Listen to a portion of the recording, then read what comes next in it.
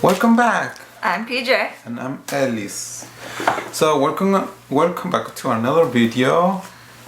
And Today we're going to talk about 5 different words in Spanish that I didn't find like the same translation in English, and it's very interesting how like Spanish are more, I think, more wide on words. So they don't have a specific translation in English. Yeah, there's ways how you can say it, but well. So let's get started. Okay.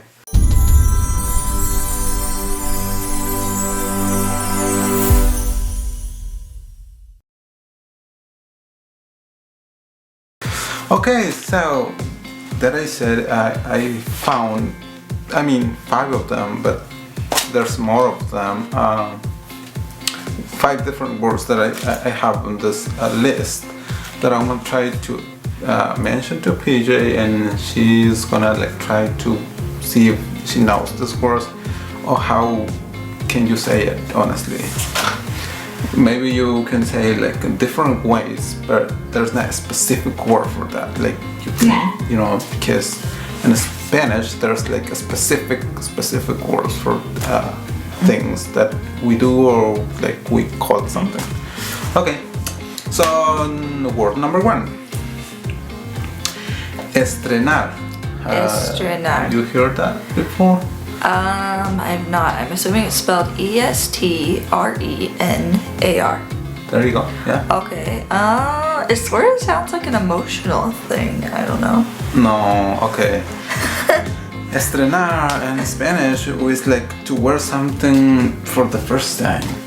Like when you go to the store and you get a jacket and it's your first time that you're gonna wear it. Like and in Mexico they say, estás estrenando. Like or not just something like you're gonna wear like shoes or like you bought a guitar or something or a car, like estás estrenando. But it's a specific word, estrenar.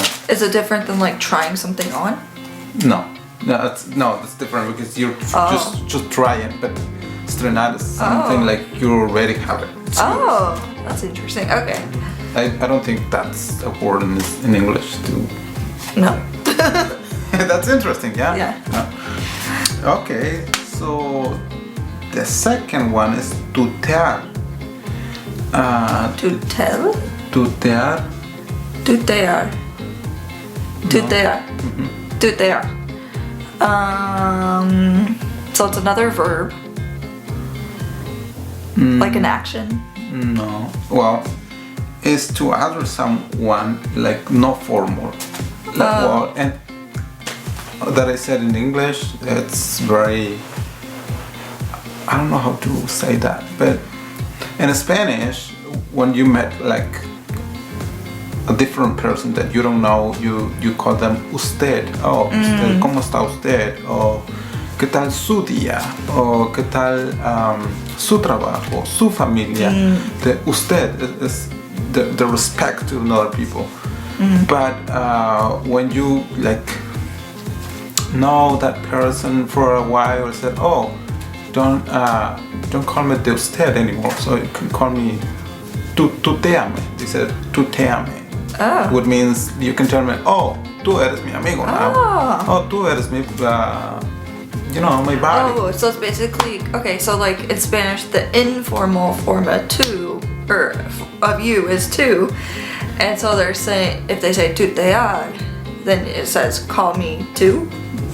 Kind of. It's okay, call me tú now, like tú eres, or like eres mi amigo, like you don't say anymore like usted, my friend, like how's, like cómo está tu familia, cómo está su familia, said cómo está tu familia, because tuteando. Mexican people or like Latin American people will understand this.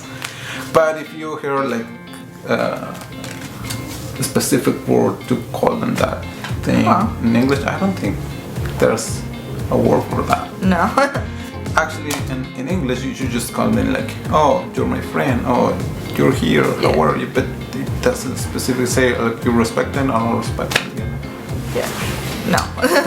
Okay, the third one is madrugar. Madrugar. Have you heard about it? Okay. Not madrugar. I'm thinking of madura, to mature. So madrugar. Well, it's another kind of action because it ends with ar. So that means it's a verb. I don't know what it is though. Okay. Well, madrugar is, we call this action, you can say that, when people get early. Like, but early, we can say like from midnight or 1 o'clock to 3, 4, even 5 in the morning. When you get up, like out of the bed that time, you say, oh, madrugaste. Oh. Or if you do that like regularly, you said, oh, tu madrugas. Or like, oh. Frequently you do that, so tu madrugas. It's madrugar. So when you do that, it's madrugar. Yeah. In English, I don't think there's a word to use that term. It's just like, why are you up so early? Yeah, like you got up early, but it's you know, it's by many words. It's not just one word, like oh, madrugar. Because in the Spanish you can say too, like oh, te levantaste temprano, you got up early. But we have like a specific word is madrugar. It doesn't exist in English. Interesting, right? Okay. Yeah. Number 4. Empalagar. Empalagar? Yeah, empalagar with E-M-P-A-L. A-G-A-R. Yeah. Okay. Empalagar. I don't see any similar words in that word. It's another verb, like another action, because it ends with AR. Well, you're trying to guess it, but you didn't hear about it, right? To impale. I don't know. Okay, this is something like I don't know if you that I said it doesn't exist the word in English, but it's when you try something, for example, like sweet, very sweet, but it instead you had a feeling in your in your mouth like nice. You can get like uncomfortable like feeling like taste in your mouth like it's too sweet, like too like sticky or like something like that. Empalagoso, that's what we call empalagoso, right? So that's something like it's like over like sweet, like for example like honey sweet. Like for example like honey, like said, oh yeah, but it's like you're gonna eat, for example, a bread with honey. Many people say like, I don't like it, it's just it's empalagoso. For me it's like empalagoso, like too sweet. Yeah. Okay. Things. So, but we call that thing like empalagar or empalagoso. Which I didn't find that the way to say it in English. It doesn't exist, empalagoso. No, not at all. I'll let this dying. Okay. And the last one, it's very, I guess we talked about it like weeks ago, days ago, months ago, I don't remember. It's not just a word, but it's kind of phrase. When we said te quiero. Oh, yes. We could probably even do a separate video of how this came up with us.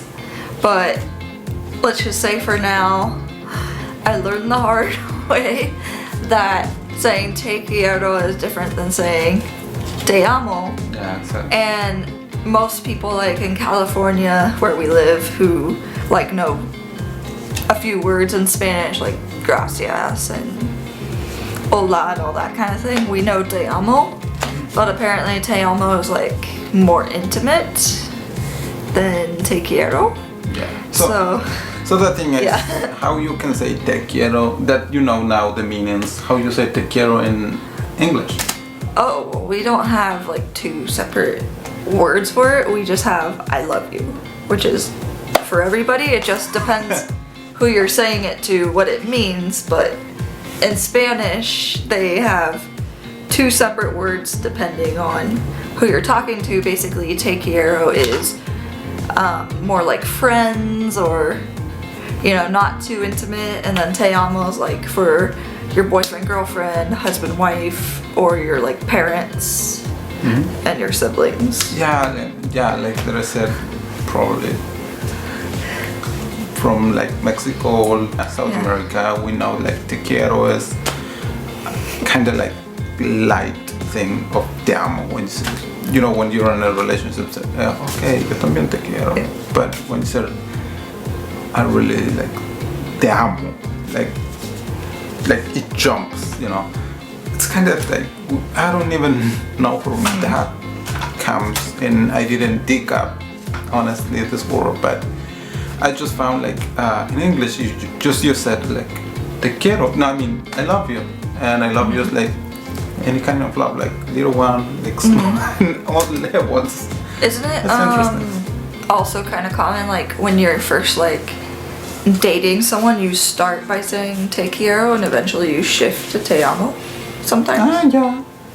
Like I think I've heard that. Okay. Yeah, you can use that one on that term, I guess. Yeah, exactly. But yeah, that's interesting. 5 different words that I had.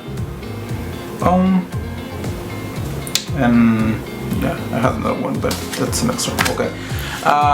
If you know other words that you didn't hear in English, or that you know that doesn't exist in English, just let us know in the comments below, and let us know what you think about this word, or if you know a word of this word that I mentioned before, that you know that is specific in English, because honestly English is way too, but yeah, and if you enjoyed our video, please consider liking and subscribing, because we have a lot of fun talking about our culture topics and would love for you to join the ride.